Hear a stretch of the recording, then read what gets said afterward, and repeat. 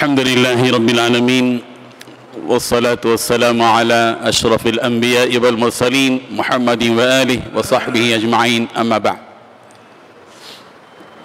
قابل احترام ممتاز علماء کرام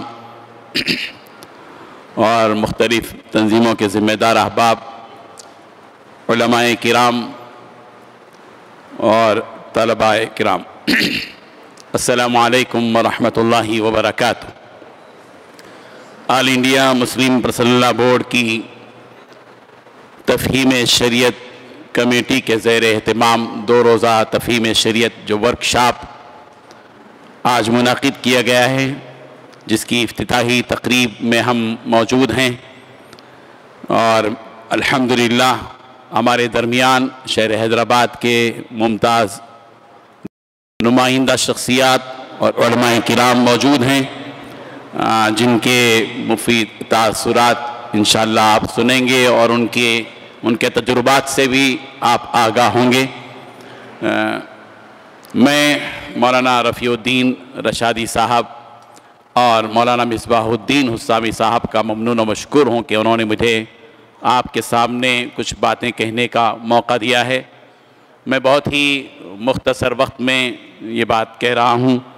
ماشاءاللہ سے مولانا مصباح الدین صاحب اور مولانا رفیع رشادی صاحب کی رفاقت اور جوڑی میں بہت سے کام الحمدللہ حرکیاتی طور پر ہو رہے ہیں، اور دونوں شخصیتیں الحمدللہ فعال ہیں، اور چوکی پر سلطان جلوہ افروز ہیں، سمجھیے ٹولی چوکی کی چوکی پر سلطان نگر کے رفیع صاحب ہیں، یا یوں سمجھیے کہ رفیع صاحب کو بلندی کے لیے مصباح مل گیا اور چراغ مل گیا ہے.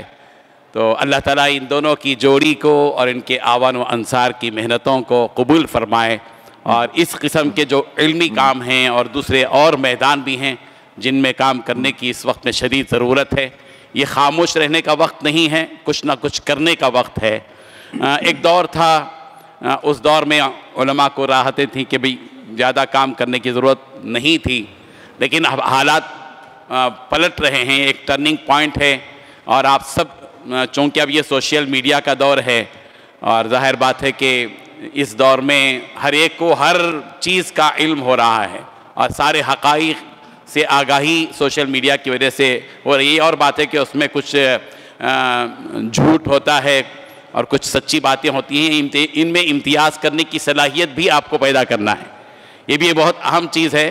سوشل میڈیا میں بہت سی چیزیں آتی ہیں، جھوٹ بھی اور سچ بھی، خیر بھی اور شر بھی، حق بھی اور باطل بھی، بھلائی بھی اور برائی بھی، مفید بھی اور مضر بھی، ہر قسم کی چیزیں آئیں گی.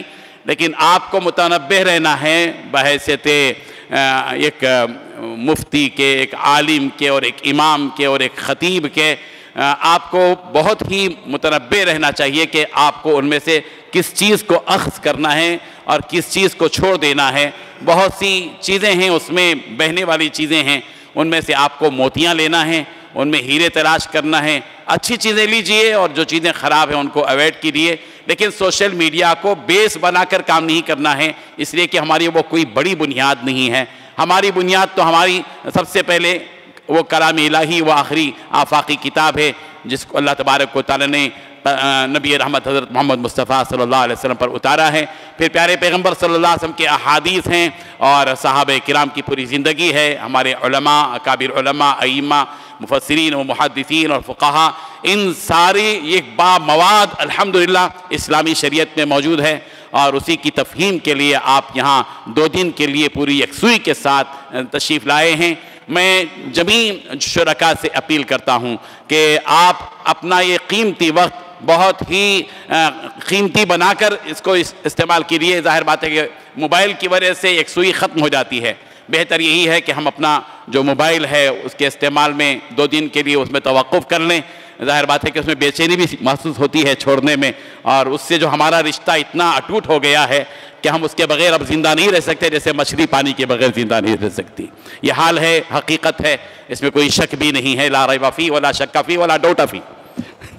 تو بہرحال بہت اچھی بات ہے کہ جو نئے جو چیلنجز آ رہے ہیں اور نئے فتنوں کا یہ نیا دور جو آ رہا ہے، اس میں آپ جیسے علماء کے لیے، فقہا کے لیے، اور جو خطبہ ہیں اور جیسے جو میدان میں کودنے والے ہیں ان کے لیے، اور جو میدان میں کام کر رہے ہیں ان کے لیے بھی آج کی یہ جو 2 روزہ جو پروگرام ہے بہت ہی فائدہ مند ہے، نفع بخش ہے۔ اس سے جس قدر استفادہ کیا جائے گا آپ کی اپنی لائف میں، آپ کے اس میدان میں یہ بہت سی چیزیں کام میں آئیں گی۔ آپ ان ساری باتوں کو جو ہمارے محاضر علماء کرام ہیں، ماہر ہیں اور تجربے کار ہیں، تشریف لائے ہیں، اپنا قیمتی وقت آپ کے لیے دے رہے ہیں، تو آپ ان باتوں کو اپنے ذہنوں میں بھی محفوظ کیجیے، دماغوں میں، ذہنوں میں، سینوں میں، دلوں میں سب کچھ محفوظ رکھیے، اور اسی کے ساتھ ساتھ ہو سکے تو اپنی اپنی کاپیوں میں، ایسی کاپی میں محفوظ رکھیے جو آپ کے ساتھ رہ سکے۔ ایسا نہ ہو کہ آپ کے وہ جیب میں ہو پھر وہ جو ہے واشنگ مشین میں چلی جائے، ایسا نہیں ہونا چاہیے۔ اس کو محفوظ رکھیے، وہ انشاءاللہ ضرور آپ کی تمام میدان میں جس میں آپ کام کریں گے کام آئے گی۔